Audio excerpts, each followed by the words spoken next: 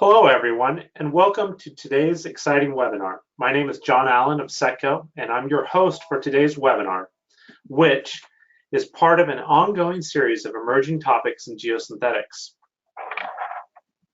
Today's webinar is sponsored by the Fabricated Geomembrane Institute, which is an industry-based organization at the University of Illinois at Urbana-Champaign that promotes the use of fabricated geomembranes and other geosynthetics for a variety of applications through its research, education, and technology transfer activities. Factory fabricated geomembranes and geosynthetics reduce field seaming installation time and costs and allow more modular construction and provide consistent system quality. Today's webinar is also sponsored by the North American chapter of the International Geosynthetics Society, or IGS North America. I'm currently the president-elect of IGS North America and pleased that IGS North America is also supporting this webinar, free webinar series. IGS North America's mission is to educate the civil engineering industry about geosynthetics via webinars, educate the educator courses, student and professional memberships, and conducting geosynthetics related to conferences and workshops. During today's webinar, we welcome questions and comments, which can be typed into the questions box in the control panel. You may send in your questions at any time during the presentation, and we will address them at the end of today's presentation. The recording of this webinar and a PDF of the slides will be made available on the FGI website after today's presentations. Certificates of attendance will be sent automatically to all who attend the entire webinar. Our speaker today is Jason Ross of SNME in Columbus, Ohio. Jason earned his bachelor's and his master's, wrapping up his research work in civil engineering from the Ohio State University in 2009, where he studied interface shear strength of geosynthetics, including geomembranes and geosynthetic clay liners. Since graduating, he has completed both design and construction quality control projects for coal combustion residual landfills and impoundments.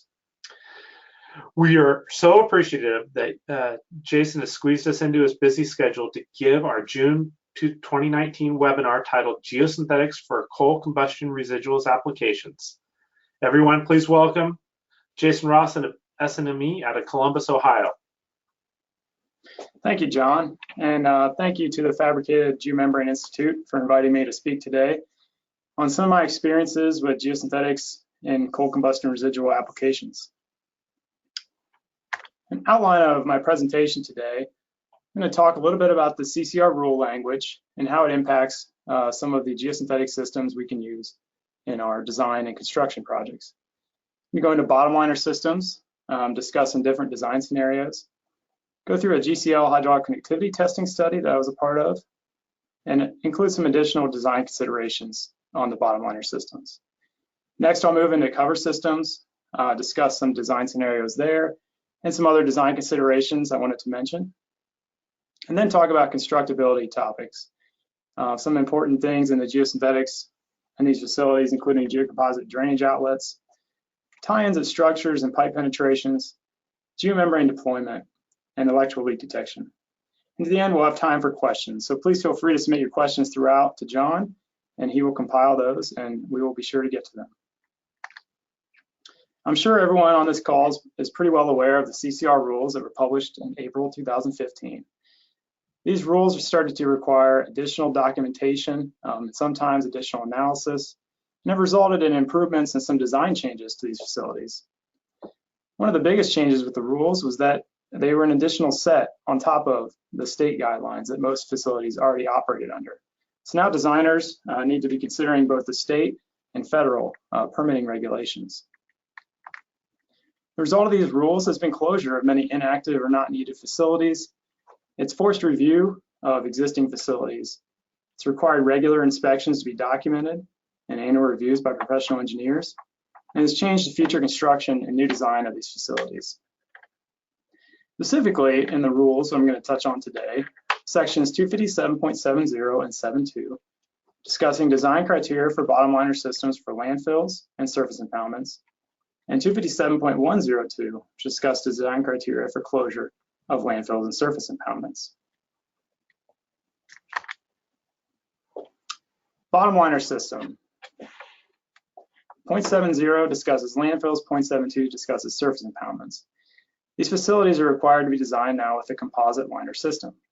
This liner consists of a geomembrane with a compacted clay liner, or an alternative bottom liner system consists of a geomembrane and a liner that's determined to be equivalent to a compacted clay liner, or in this case, a geosynthetic clay liner. My figure here shows a typical bottom liner system on many facilities prior to the CCR rules, where you may have had a compacted clay liner, typically maybe 3 feet thick, beneath your leachate collection system. In some cases, there was no geomembrane in part of the design. Now, the middle figure here discusses a composite liner. So the CCR rules requires your compacted clay liner to be 2 feet thick, underlying a geomembrane beneath your leachate collection system, if you're in a landfill case. Alternative composite liner would be a thinner profile, a geosynthetic clay liner beneath a geomembrane beneath your leachate collection system. What is a compacted clay liner? Compacted clay liner is 24 inches thick per the CCR rules, with a maximum permeability of 1 × 10⁻⁷ centimeters per second. How do we determine if our soils and our clay liner meet that permeability? Well, there's many methods and different things that are used, including lab testing, test pads, or in situ Shelby tube sampling. The photo here shows a test pad being prepared. A test pad is a small scale demonstration using your existing or your proposed liner soils and using the same means and methods that you're going to construct your clay liner with. This includes using the same lift thicknesses with a loose lift thickness, the same number of passes, the same type of equipment. They're going to same number of passes of your compactor and the same type of equipment you're going to be using for your compacted clay liner. When the test pad's completed, you can test it with Boutwell field permeability tests. In some cases, people may put Shelby tubes in this completed test pad and do laboratory testing of the compacted clay liner. In other scenarios, test pads are not used and the actual compacted clay liner is constructed in the field and Shelby tubes are pushed through that clay liner for laboratory testing to confirm the permeability values are met. The geomembrane specified in the CCR rules has a 30 mil minimum thickness. In some cases, for some types of plastics, a thicker geomembrane is required. The photo here shows a fabricated geomembrane being deployed. This was a leachate trunk line project I worked on. The geomembrane is being deployed over an in-place compacted clay liner. The geomembrane in this case is being pulled out as one large panel by several laborers. And I'll get into some more fabricated geomembrane deployment methods later on in the presentation. So the alternative composite liner. So maybe you don't have compacted clay available at your site. So you have a geomembrane and a lower component. And this was added in response to comments to some of the initial draft rules. The clay availability in different areas of the country just do not allow for a compacted clay liner to be constructed cost efficiently. Well, the CCR rules allow for this alternative liner to be installed, but it must be demonstrated by an engineer using Darcy's law that you have equivalency. Darcy's law has 3 parameters: hydraulic conductivity of your alternative liner, the hydraulic head above the liner, H, and T, your thickness of your alternative to your clay liner. So in most cases, H is the maximum allowed is 30 centimeters by the CCR rules. So in most cases, the designer is going to maintain that thickness, not wanting to limit themselves in the future to some smaller value in your leachate collection system. The value T, thickness of geosynthetic clay liner, is pretty standard across the industry, and most manufacturers have the same thickness value. So this parameter really also does not change. So the one parameter in this equation here that does vary some is the hydraulic conductivity of your proposed alternative liner. What is the hydraulic conductivity of a GCL? Well, it's the perm. The perm is the manufacturers report it as a minimum average roll value. And the minimum average roll value is developed based on laboratory testing by the manufacturer and a statistical analysis of the average values of the values reported in this testing. So the minimum average roll value is the average minus 2 standard deviations of the data that's collected. So you have a 97.7% degree of confidence that the value specified as the minimum average roll value will be achieved on the liner delivered to your site. It's typically reported for GCLs, standard GCLs, as 5 × 10⁻�৯ centimeters per second. If you go into Darcy's law and using a thickness of about 1/4 inch for your GCL, you're required to have about 3 × 10⁻⁹ centimeters per second for equivalency to a 24-inch compacted clay liner. And this is the only demonstration that the CCR rule allows for equivalency. So what's our solution? GCL manufacturers have developed new polymer modified GCLs that produce reduced hydraulic conductivity values. Discussing other bottom liner requirements before we get back to the hydraulic conductivity of our alternative liner. Interface shear resistance must be demonstrated on all interfaces. You must place it on a foundation that's capable of providing support to your geosynthetic liner system. You must cover all surrounding ground that's in contact with the waste. And you need appropriate chemical properties and strength to resist the effects of the landfill leachate. So the chemical properties part of that is, for this alternative liner system, is one I'm going to touch on in the next few slides on a case study of a GCL. So GCL chemical compatibility testing with CCR landfill leachate. So I authored a paper at the World of Coal Ash in May 2017 with my co-author Mike Rowland. The paper is available at flash.info. And it was a chemical compatibility testing that we did for a geosynthetic clay liner to demonstrate we met the chemical properties at our specific CCR landfill. A little background on the topic. We were working on the design of a CCR landfill. It was designed and permitted over a decade prior to being constructed. You know, the long-range planning that takes these landfills, many times things can change before we go to construction. The permitted design was a geosynthetic bottom liner system, a GCL using standard bentonite, a geomembrane, and a geotextile. The coal combustion residuals placed into this landfill consisted of FGD and fly ash. And it's important to note that trona was used periodically in the pollution control process. So as we were preparing to go to construction in this landfill, a lot of things had changed in the 15 years since it had been permitted. And the chemical compatibility of GCLs with CCR landfill leachate had become an important topic in the industry. Doctors Benson and Dr. Edel and Dr. Shackelford, among others, have looked at this topic very extensively. And to describe it briefly in this presentation, GCLs, as many of you know, have a low hydraulic conductivity value because as the bentonite in the GCL absorbs water and expands, creates a very tortuous path for the fluid to move through the GCL. Well, the high ionic strength of some of these CCR landfill leachates has been documented by Dr. Benson and others, reduces the swelling capabilities of your bentonite as a result of the cation and anion exchange that's occurring. FGD and trona ash have been shown to have some of the highest ionic strengths of these leachates. So we knew we had to look at our chemical compatibility in this case, because this type of leachate could result in a higher hydraulic conductivity for a geosynthetic clay liner for a standard GCL. The response from the manufacturers was to add polymer blends to the bentonite. Now there's many different GCL manufacturers and they all do it a little bit differently, but to generally describe it, the polymer coats the bentonite and helps it resist this cation-anion exchange.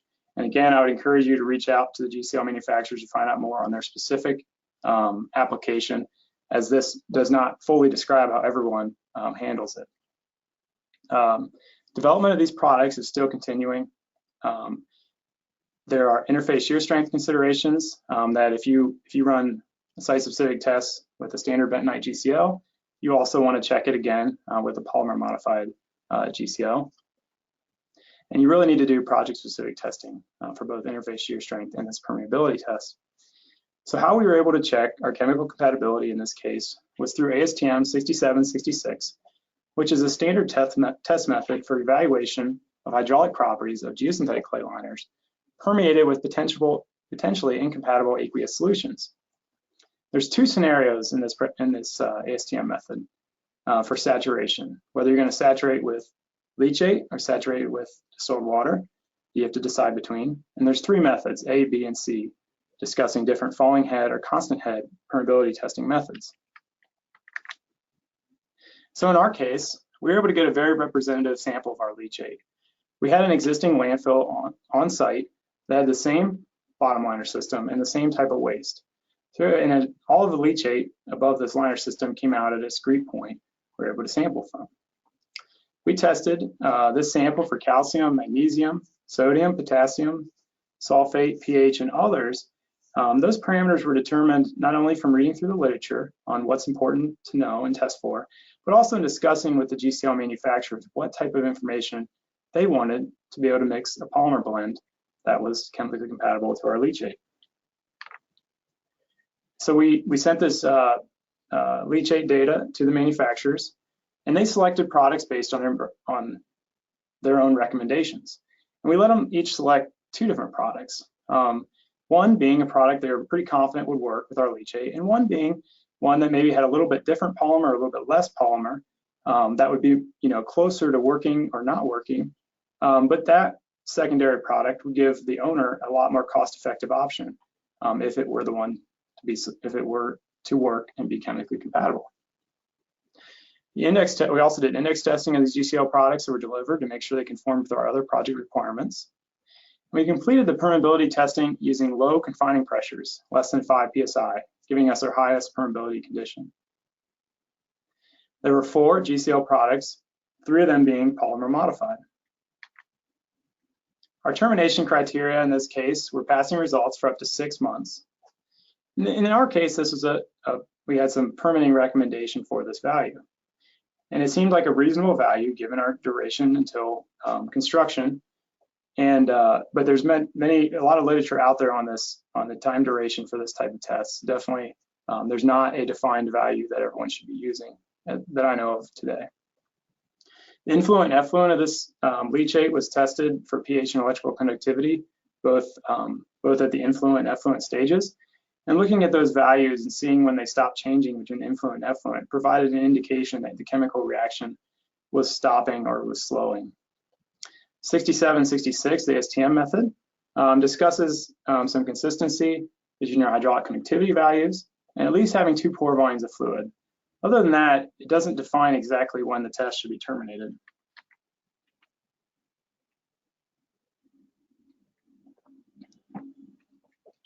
Here's a graph showing my results up to 20 days of testing, of permeability testing. My first GCL, GCL number 1, it started to greatly increase in permeability after about 4 days of testing. GCL number 1 was not polymer modified. GCL number 2 was a polymer modified GCL and began to fail after approximately 12 days of testing. This blue line here is our targeted 3 × 10⁻⁹ centimeters per second permeability value. And our other 2 GCLs, GCLs 3 and 4, continued after 20 days of testing, providing acceptable values. The full results for 6 months of testing, GCL 3, after approximately 100 days, exceeded our target value and began to fail. And GCL 4, fortunately, stayed below our target value, provided acceptable results for the full 6 months of testing. So we're able to achieve and document we had chemical compatibility for GCL number 4 at our specific site. I would recommend this chemical compatibility testing regardless of the type of CCR materials you have. This work is still in its infancy and things are changing. Even if you have fly ash only at your site, or if you have FGD especially, or Trona or gypsum, I think it's important to be able to demonstrate the type of chemical compatibility you have. A sudden increase in hydraulic conductivity of a polymer modified GCL was observed after 3 months of passing test results, displaying the importance of having at least 6 months of testing. Periodic re-verification of compatibility may be warranted.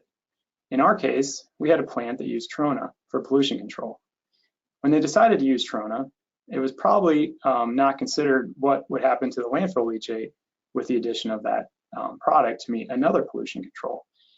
So these changes at the plant may not be communicated over time, and your leachate could be changing. So over the life of a landfill, this re-verification is probably warranted several times. Your permit documents, if you're writing specifications and QA/QC plans, make sure you allow for future consideration of new products and procedures.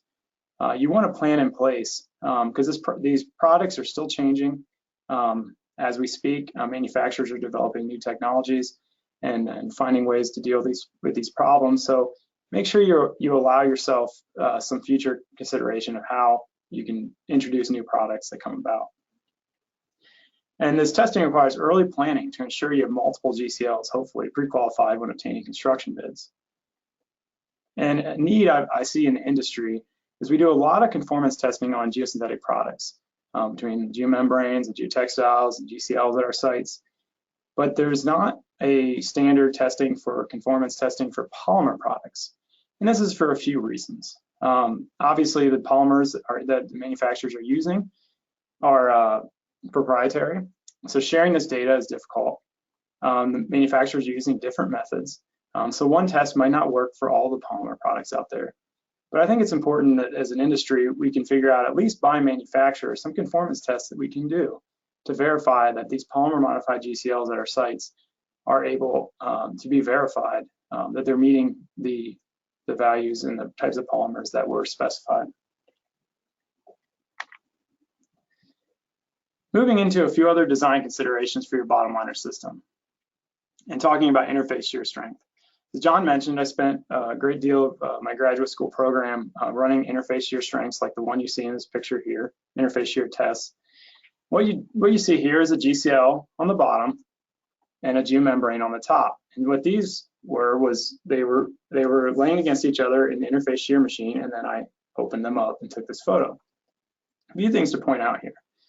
In this case, we had some slight internal failure of the back half of the GCL. And inside the GCL is hydrated bentonite. And hydrated bentonite is very weak internal shear strength, between 4 and 6 degrees. So in your design, you do not want your minimum interface shear strength to be internal to your GCL. Fortunately for us, the manufacturers have increased the internal shear strength of these GCLs tremendously in the past 20 years, to where your interface or internal failures of GCL, I don't really see them too often until you get up near 20,000 PSF normal load. But in this case, a few things I wanted to point out was this: the bentonite here. You can see it smeared a little bit on our interface with the geomembrane, and that's important and that just speaks to the importance of your project-specific testing. It's one thing to have this bentonite smearing out, but as these polymer modified products were first developed, and this problem has been dealt with the past few years by manufacturers, but the polymer also needs to be encapsulated and not allowed to squeeze out, weakening this interface. So you really, you need to run the project-specific testing with your exact GCL you're going to use in your project to make sure that you can load it and properly to prevent the squeeze out, and that the top geotextile keeps that polymer and the bentonite encapsulated for your loading conditions. Also important to note, if you're specifying interface shear strength testing for geosynthetics, ASTM 5321 is for sole geosynthetic and geosynthetic interfaces. For this test, you can use faster shearing rates as opposed to GCL interface shear strengths and quicker loading times. If you're doing geosynthetic clay liner internal interface shear strength, you have to use ASTM 6243, which will have slower shear rates and slower loading requirements. One thing I definitely want to mention here, if you're a designer or if you're in construction and you're specifying interface shear strength testing, please make sure you talk to your lab about the types of rates and the types of loading that should be specified. If you call labs and you ask them to run it per ASTM 5321, and especially if you tell them that you're getting 3 prices for this test, they're all going to give you the fastest rate allowed, which may produce positive pore pressures on the interface and not give you representative values. So please make sure that you do some homework on the appropriate rates, the appropriate loading for these tests. If you're going up to very high loads, it could take a week to load this interface appropriately, and make sure that you don't cause pore pressures to be there during the test, or to squeeze out some of the bentonite and give you a bad test result. Next, I wanted to move in and discuss cover systems. Cover systems are covered under Section 102 of the Federal CCR rules. And then I'm going to summarize the requirements in the rule. Your permeability of your cover system must be less than or equal to your bottom liner system to prevent the old bathtub effect, that you're allowing more water into your landfill than you're letting out. And your maximum permeability is 1 times 10 to the minus 5 centimeters per second. You must have an 18-inch earthen layer to minimize infiltration, and a 6-inch earthen layer that's capable of supporting vegetation and is intended to minimize erosion. Your cover system must be such that it can accommodate settling and subsidence. And there is an allowance for an alternative cover system on your landfills or surface impoundments, provided that a professional engineer can demonstrate all the requirements are met. Example cover system. So scenario 1, let's say you have a facility with no bottom liner system, or maybe a soil liner with 1 times 10 to the minus 5 centimeters per second. Yes, some of the old facilities, these scenarios do exist. You could have an infiltration layer that's 18 inches thick that meets your maximum permeability value beneath the vegetative layer. Scenario 2, perhaps you have a compacted clay liner in your bottom liner system. Then you need a compacted clay liner in your cover system with a perm less than 1 times 10 to the minus 7 centimeters per second beneath an infiltration layer, beneath a vegetative layer. Now you may be asking, do I need an infiltration layer can my compacted clay liner count as this layer? And I would say it depends. What part of the country are you in? Do you have appropriate frost protection layer and topsoil thickness to prevent your recompacted soil barrier or compacted clay liner from freezing and thawing and desiccating? Even if you're in the south, you don't want this layer to desiccate in the heat. And if you're in the north, you certainly want to protect it from freezing. So that's a consideration. You may not be able to just go 2-foot compacted clay liner and 6 inches of topsoil if you feel like you need some sort of protection depending on where you're at. Scenario 3. So if you have a geomembrane in your bottom liner system, then you need a geomembrane in your cover system. Geomembrane typically placed right on top of the waste or your cover soil, beneath your infiltration layer and your vegetative layer. Now, if we have a geomembrane in our cover system, we must make sure we have effective drainage above that geomembrane. So in this case, most cases, you're probably going to use a geocomposite drainage net. There are other products out there for drainage above your geomembrane interface. But for this example, I'm just going to mention a geocomposite drainage net beneath your infiltration layer and beneath your vegetative layer. So 2 feet of cover soil above your geosynthetics. The main takeaways is your bottom liner system is going to determine your cover requirements. You still have interface shear strength considerations on your cover system, and project-specific testing is still needed. One of the questions I think is out there is how low can we assign a normal stress? Well, for one, I'd reach out to laboratories and ask them what kind of values they can get. In the past, I think the theory was 500 PSF is probably the minimum normal stress that you want to specify. I think more routinely you're seeing 250 PSF specified, and I've seen lower values specified. But ultimately, I think you want an envelope there. If you go down to 100 PSF, you probably also want tests at 400 and 800 or 500 and 1,000. So you can draw the shear strength envelope and make sure that you're not seeing different interface friction at the very low normal stresses as opposed to the higher normal stresses. And ultimately, drainage of water from your liner interface is critical. So design considerations. I mentioned veneer stability. So you're going to have to run your veneer stability calculations and determine what kind of interface shear strength is needed. Testing your geomembrane to your cover soil, and your geomembrane to your geocomposite drainage net, or your geomembrane to waste, whichever application you have. Your veneer stability analysis will also include a transmissivity value that you need in order to keep this geosynthetic liner system dry. The transmissivity value, you have to look at many different cases, both sloped and gently sloping cases. You have to look at the length between your outlets of your drainage layer to make sure that you're specifying the correct value that you need. One of the considerations I think you run into when you start introducing plastics into your cover systems is some of these transitions. Many landfills and even surface impoundments have a bench to a slope system to a bench and to another slope.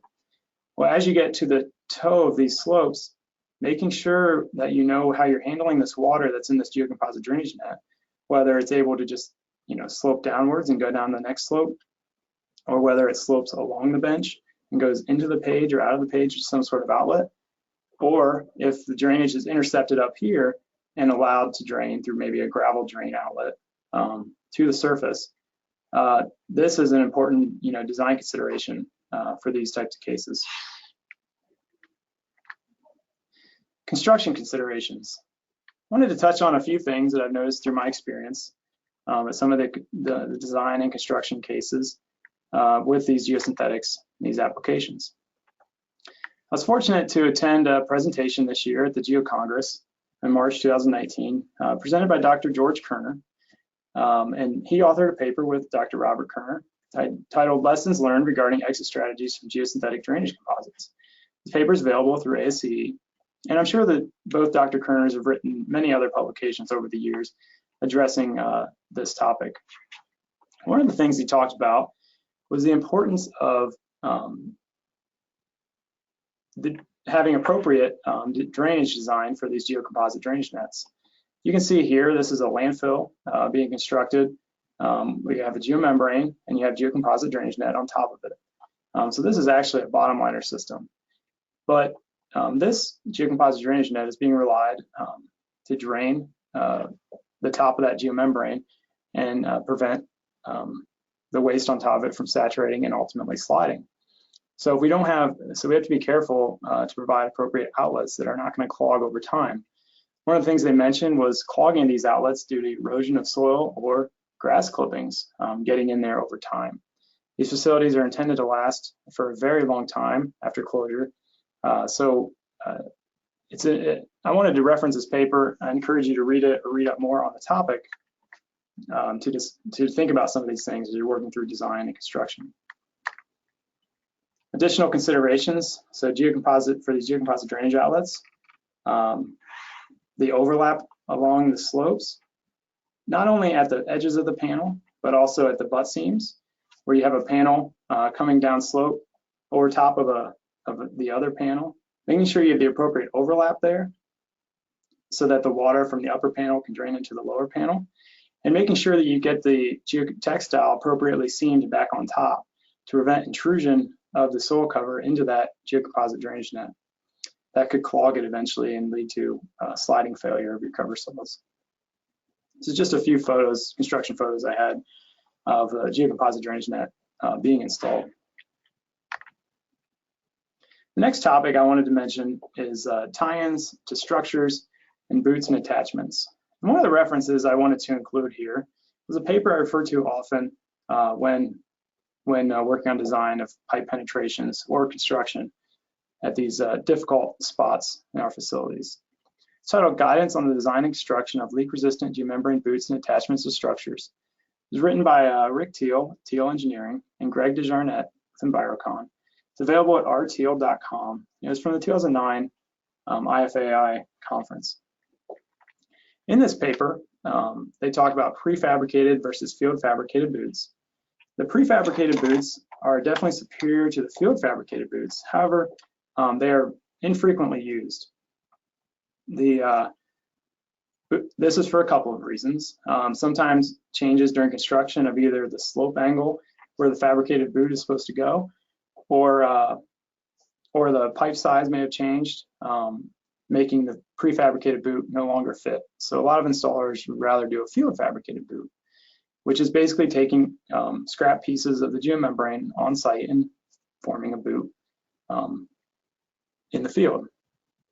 The paper also discusses different boot gaskets to specify beneath your pipes at these penetrations.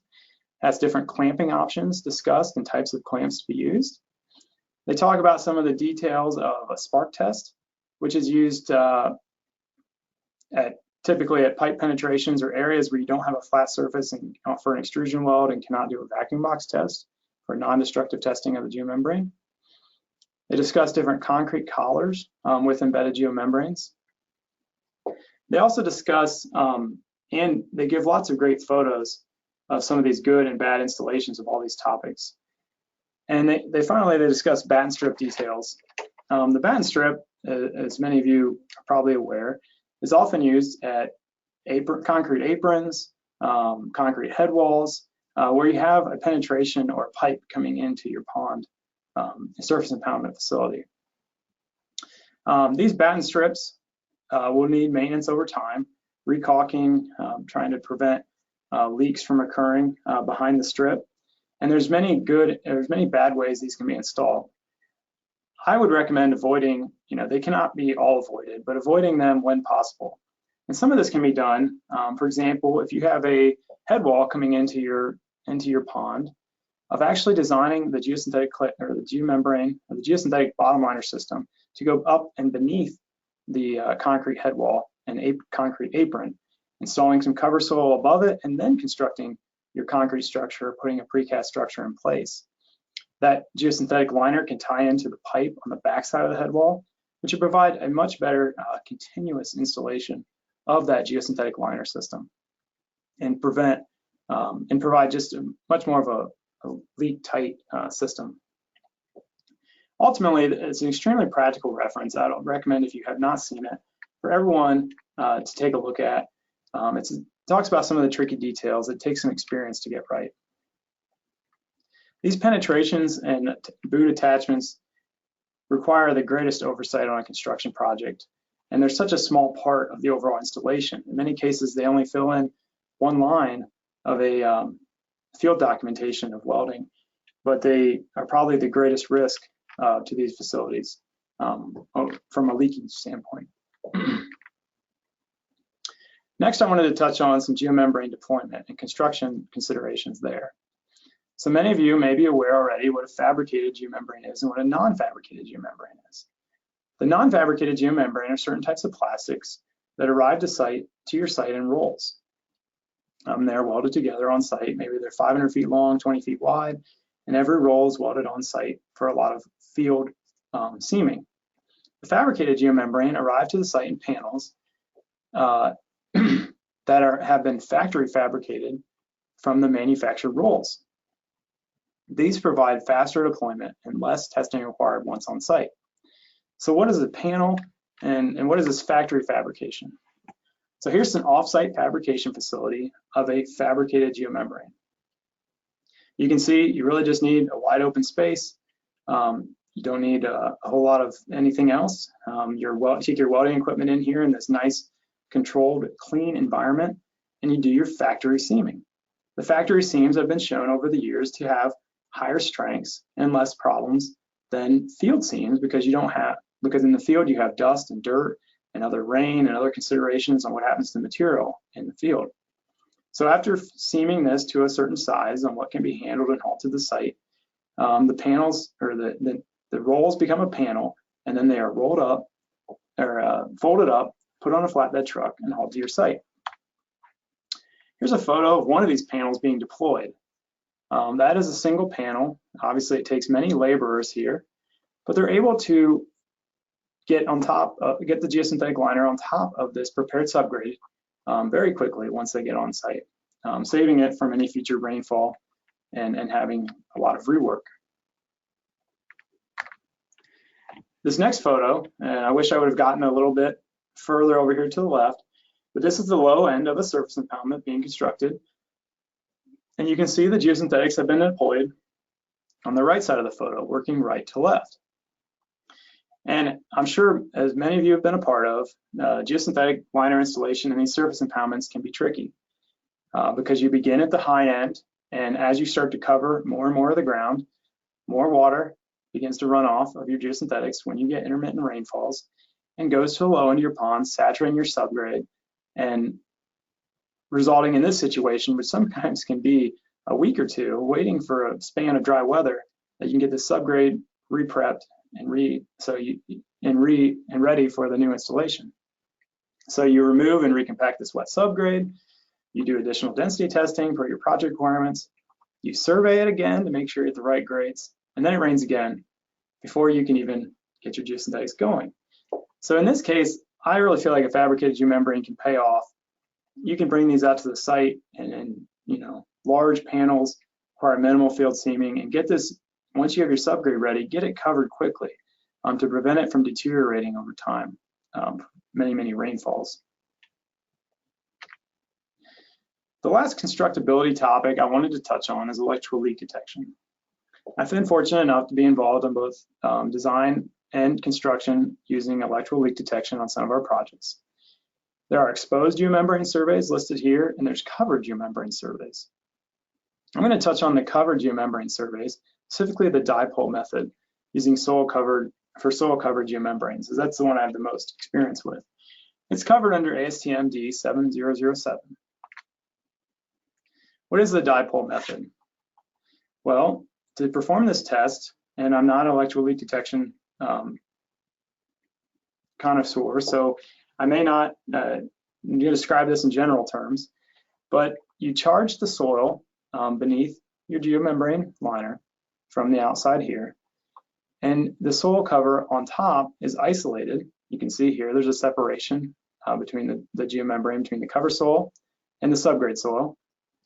And you take your equipment across the cover soil in a grid, and you check for electrical current coming from the charged subgrade soil through a defect in the geomembrane.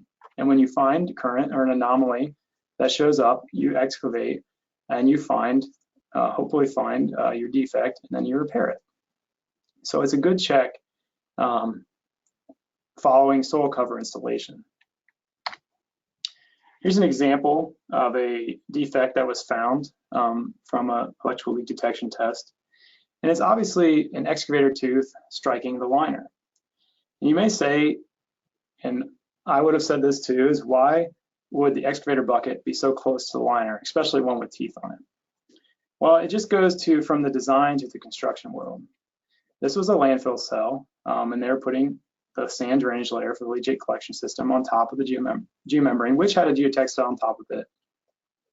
And in this case, they did exactly like we thought they would. They built out large, thick roads of sand so they could haul in the sand material and spread it from these thick roads with a low ground pressure dozer.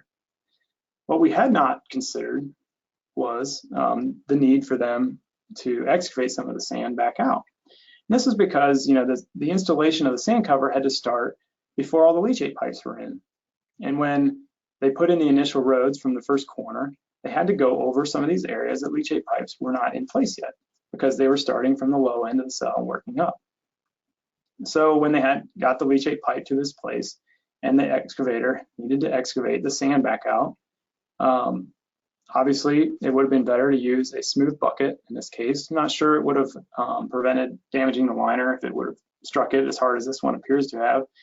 But it just goes to show that electrical leak detection is so important, because you can't always predict how these things are going to be installed. There's different series and different schedule conflicts out there that some things have to happen before others. So coming back and checking for these defects, because mistakes are possible, are important.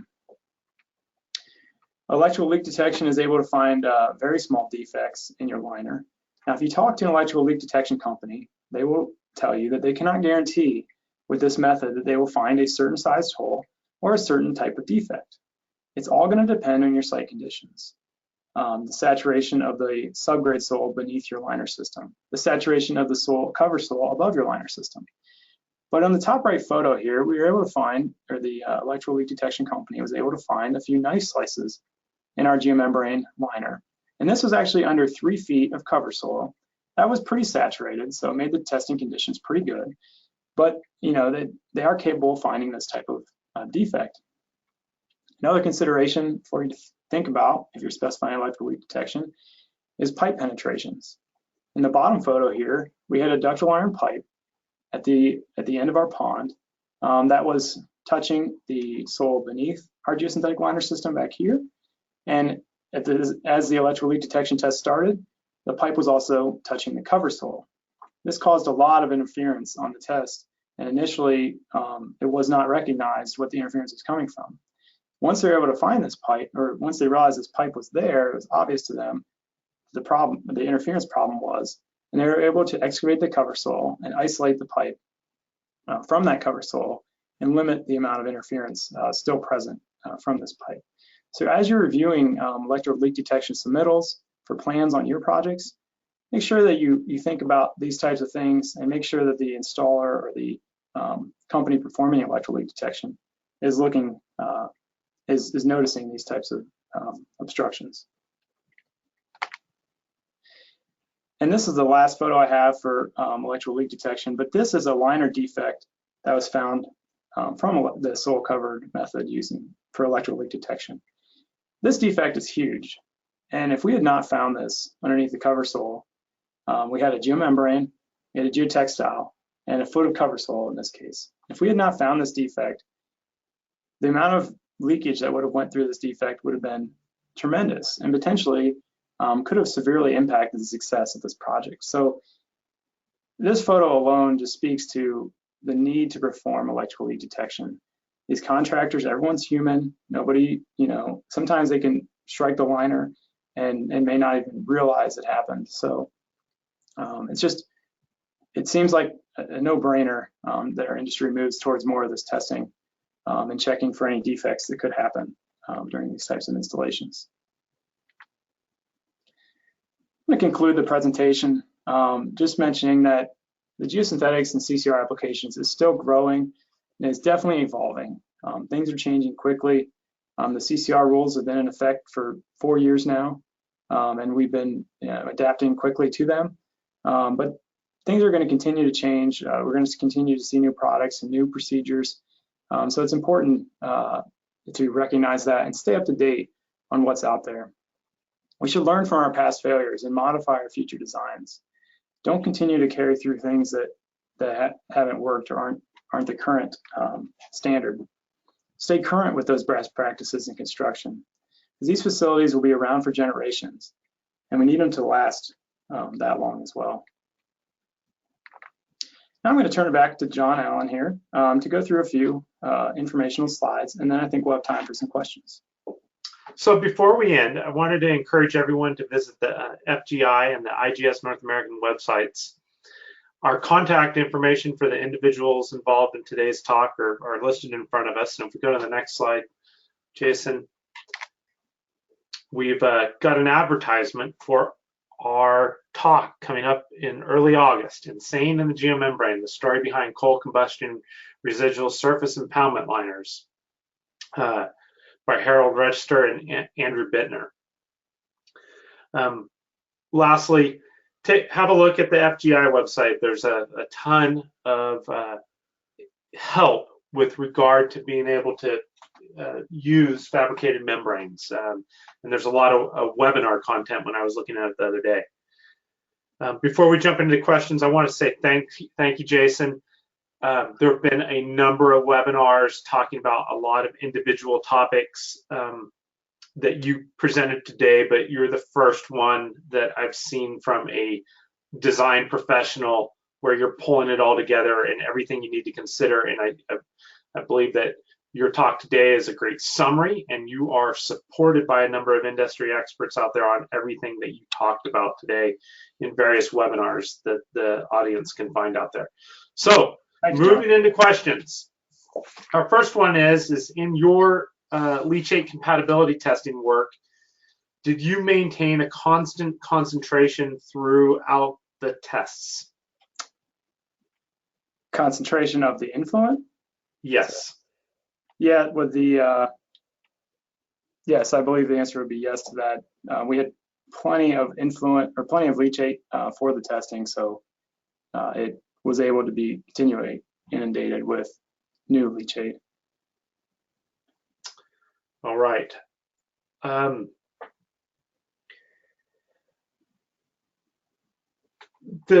couple of the points you touched on. One was ASTM. I had the privilege of being at ASTM in Denver a couple weeks ago, and to reinforce some of Jason's points, there was a workshop within D3504 specifically related to making improvements on the compatibility testing of GCLs with non-compatible fluids. The workshop highlighted technical difficulties amongst the laboratories. Jason stressed that you need to call your lab and interact with them. Not all labs are created equal. There's a lot of default, cheapest way to do things offerings that unless the laboratory is engaged, you don't get exactly what you need.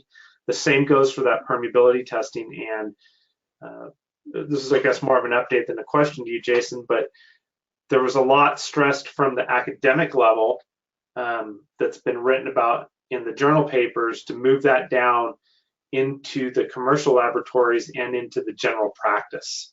So there should be more to come on that. I have another question here, changing subjects. Can you elaborate a little bit more on the field failure that you presented, the big tear in the membrane? I think it was the membrane. Sure. Yeah, this one. And the causes of it. We worked on the design on this project, and we had a small part in the construction as the owner's rep. But there was a strong contingent of CQA on this project. So, and to my knowledge, nobody's exactly sure why this tear happened. We suspect possibly a dozer blade had caught it. I'm not aware if there was a defect found in the geotextile or if this type of tear happened before that was installed. But we're not exactly sure how it happened, but we're sure glad we found it. When I look at that, I see it almost looks like a tensile failure, like it's been stressed in one direction to snap it apart. And I know there's some experts on the phone or on the call that are may be able to shed some insight into that type of failure. But I found that interesting, and then in the condition of the subgrade underneath it as well. Yeah, like obviously was able to see a lot of rain after the. Yeah, that's very possible as well. Unfortunately, we were able to find it and get it fixed up. So, and look for other cases of it on the project, which we never saw anything like this again. So. Okay. I've got another question that just came in. It's referring back to ASTM methods and initial specification of using the term, the MARV term, minimum average roll value. They're asking basically that people should update their standard specifications each and every time because there are updates that MARV is not really associated with GCL testing in terms of unless it's the membranes or the tensile, and then it can be a MARV or a minimum. Very different terminologies and how you track and pay attention to that is what the question is saying. Okay. And with that, let me click through these questions one last time. For long 3-to-1 side slopes, is it acceptable to have a butt seam and a geomembrane?